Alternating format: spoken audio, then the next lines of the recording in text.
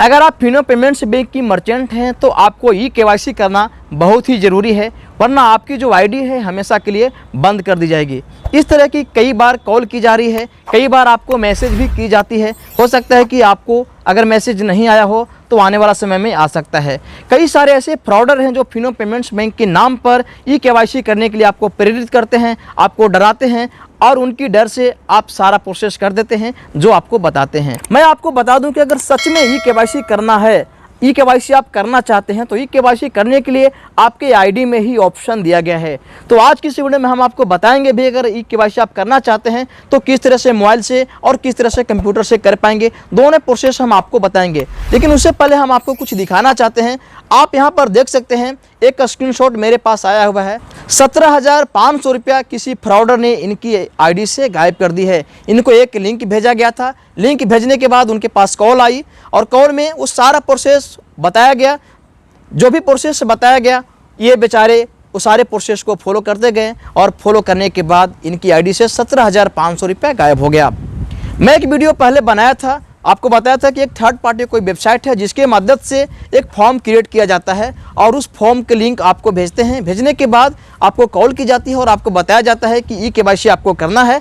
तो जो भी प्रोसेस आपको, जो भी लिंक आपको दिया गया है उस पर करके आपकी प्रोसेस करना है। उस फॉर्म की मदद से आपकी यूजर आईडी, पासवर्ड, यहाँ तक कि ओटीपी भी वो जो फ्रॉडर है आपसे ले लेते हैं। अब आपने पासवर्ड बता दी, ओटीपी बता दी, उसके पास आईडी चला गया तो आपके पास सिक्योरिटी क्या रही? वो आपकी आईडी से लॉगिन करेंगे। लॉगिन करने के बाद आपकी आईडी में जो भी पैसे हैं सारे पैसे उड़ा लेंगे। आपकी पासवर्ड उसी तरह से काम करता है जिस तरह से तिजोरी की चाबी। अगर हम अपनी तिजोरी की चाबी किसी को दे दें तो हमारी तिजोरी सेफ कहाँ रही? हमारे तिजोरी में जितने पैसे रहेंगे खाली कर लेंगे। तो उसी तरह से अगर आप किसी को पासवर्ड बता देते हैं, ओटीपी बता देते हैं तो 100% आपकी आईडी से पैसे गायब हो सकती है। अब इनको कहना है कि वो मुझे फ़ोन करके बोला कि मैं फिनो पेमेंट्स बैंक से बात कर रहा हूँ। भैया इतनी तो कॉमन सेंस होना चाहिए। कोई चोर आपको कहेगा कि मैं चोर हूँ, मुझे आपकी पासवर्ड चाहिए, ओटीपी चाहिए, मुझे आपकी आईडी से पैसे गायब करना है। कोई ऐसे बोलता है क्या? कोई चोर ऐसे बोलेगा क्या? तो ये तो आपको समझने वाली बात है। कोई भी आपसे धोखाधड़ी करता है तो आपको ये नहीं बोलेगा कि हम धोखेबाज हैं, आपकी आईडी से मुझे पैसे लूटना है या फिर आपके साथ कोई गलत करना है। आपको समझना चाहिए। और कई सारे तो ऐसे लोग हैं जो थोड़ा बहुत कॉमन सेंस रखते हैं, थोड़ा बहुत जानकारी है तो उनकी बातों से ही पता चल जाता है। कोई फ्रॉडर अगर आपको कॉल करता है, आपको कोई प्रोसेस कराता है तो उसकी बात करने का तरीका और उसकी जो प्रोसेस है उससे ही आपको पता चल जाता है कि आपके साथ क्या करने वाली है। अब इन्होंने मुझसे एक सवाल किया कि सर हमारी डिटेल्स उनको कैसे पता चला? तो फ्रेंड्स मैं बता दूं कि अभी फिनो पेमेंट्स बैंक के नाम पे ही नहीं बल्कि बैंक के नाम पे भी कॉल की जा रही है। किसी का एटीएम एक्सपायर होने की आपको बताया जा रहा है और आपसे एटीएम की सारी डिटेल्स पूछ लेते हैं।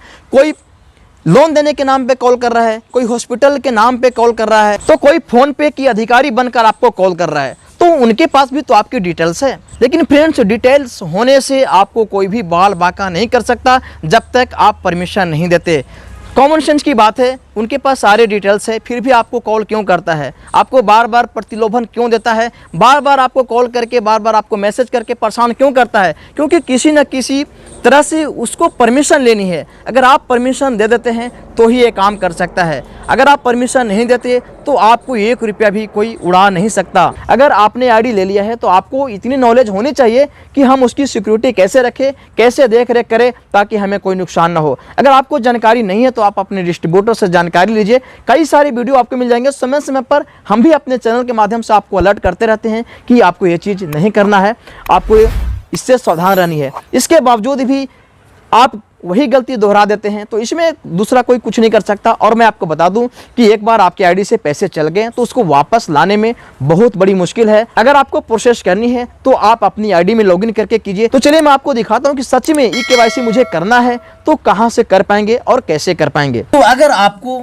सच में केवाईसी करने की जरूरत है, री-केवाईसी करना है, केवाईसी अपडेट करना है तो आपको वहीं करना है जहां से आप ट्रांजैक्शन करते हैं। अगर आप मोबाइल में करते हैं तो मोबाइल में फिनो मित्रा की एप्लीकेशन है। वेबसाइट पे करते हैं तो फिनो पेमेंट्स बैंक की पार्टनर वेबसाइट है, वहां से आपको लॉगिन करनी है। अब देखिए केवाईसी अपडेट करने के लिए सबसे पहले क्या करना है, यहाँ पर जो ऊपर सर्च बॉक्स दिखता है इसमें आपको अपना मोबाइल नंबर डालनी है जिससे आपकी आईडी बनी हुई है। डालने के बाद सर्च के ऑप्शन पर आप क्लिक कर देंगे। क्लिक करते ही यहाँ पर आपको 2 ऑप्शन मिलता है। पहला है वैलेट फुल केवाईसी और नीचे है आपको बीसी मर्चेंट अकाउंट। चूँकि आप बीसी मर्चेंट हैं तो बीसी मर्चेंट अकाउंट वाला ही ऑप्शन पे सिलेक्ट करनी है। सिलेक्ट करने के बाद यहाँ पर कुछ इस तरह से इंटरफेस होगा। तो यहाँ पर मैं आपको बता दूं कि एक ऑप्शन मिलती है आपको यहाँ पर सर्विस रिक्वेस्ट का, इश्यू के ऊपर आपको क्लिक कर देनी है। क्लिक करने के बाद थोड़ा सा इसको स्क्रॉल करेंगे। स्क्रॉल करने के बाद यहाँ चलेंगे तो री केवाईसी का ऑप्शन आपको दिख जाएगा, इसके ऊपर आपको क्लिक कर देनी है।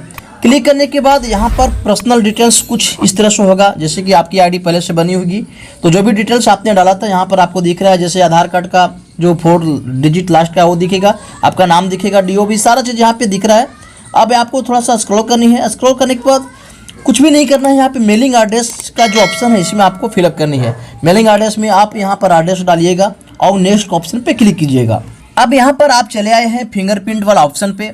जिस तरह से आपकी आईडी बनी थी, जिस तरह से आप कस्टमर के अकाउंट खोलते हैं, फिंगरप्रिंट लगाते हैं, उसी तरह से यहाँ भी फिंगरप्रिंट आपको लगा लेनी होगी। जैसे यहाँ पर आप देख सकते हैं LH RH यानी कि लेफ्ट हैंड और राइट हैंड।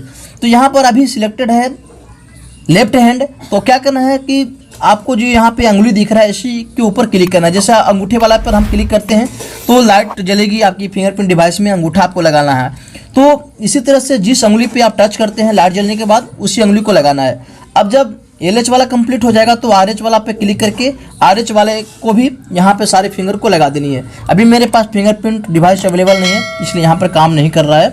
तो यहाँ पर जो है आप सारा प्रोसेस कर लेंगे। इसके बाद लास्ट में जो है आपके सामने OTP आएगा, ऑथेंटिकेशन होगा। यहाँ पर कोई सा भी फिंगरप्रिंट आपको लगा देनी है।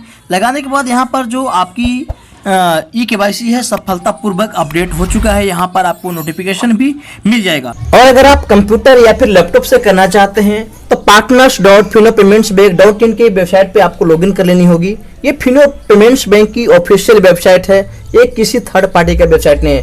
यानी कि जहां से आप ट्रांजैक्शन करते हैं, पैसे निकालते हैं, खाता खोलते हैं, वहीं पे उसी वेबसाइट पे आपको लॉगिन कर लेनी है। लॉगिन करने के बाद यहाँ पे इस तरह से इंटरफेस होगा। तो सबसे पहले यहाँ पर आपको अपनी मोबाइल नंबर डाल के सर्च करनी है, जिस नंबर से आपकी मर्चेंट आईडी बनी हुई है। तो जैसे ही डाल के सर्च करेंगे तो यहाँ पर आप देखेंगे कि आपकी अकाउंट्स के सारे डिटेल्स यहाँ पर आ जाएगा। अब यहाँ पे थोड़ा सा ध्यान देना है, अकाउंट नंबर वाला सेक्शन में यहाँ पे देखेंगे तो अभी हमारे सामने ओनली वर्किंग आ रहा है, इसके ऊपर आपको टच कर देनी है। अगर पहले से आपका BC मर्चेंट आ रहा है तो ठीक है, BC मर्चेंट नहीं आ रहा है तो यहाँ पर BC मर्चेंट वाला अकाउंट आपको सिलेक्ट कर लेनी होगी। जैसे ही सिलेक्ट करेंगे यहाँ पर एक ऑप्शन मिल जाता है सर्विस रिक्वेस्ट का, इसके ऊपर आप क्लिक कर देंगे। क्लिक करने के बाद देखिए यहाँ पर आपको नीचे ऑप्शन मिलता है री KYC या फिर अपडेट KYC, इसके ऊपर आपको क्लिक कर देनी है। तो जैसे ही इसके ऊपर क्लिक करेंगे तो यहाँ से आपकी प्रोसेस चालू हो जाती है। फिंगरप्रिंट लगेगा, आपकी आईडी है तो आपका लगेगा, आपने किसी घर वाले के नाम से लिया है तो उनका फिंगरप्रिंट लगेगा। फिंगरप्रिंट लगाने के बाद यहाँ पर जो भी आपके सामने आगे विकल्प आती है उसको आप फॉलो करते जाइएगा।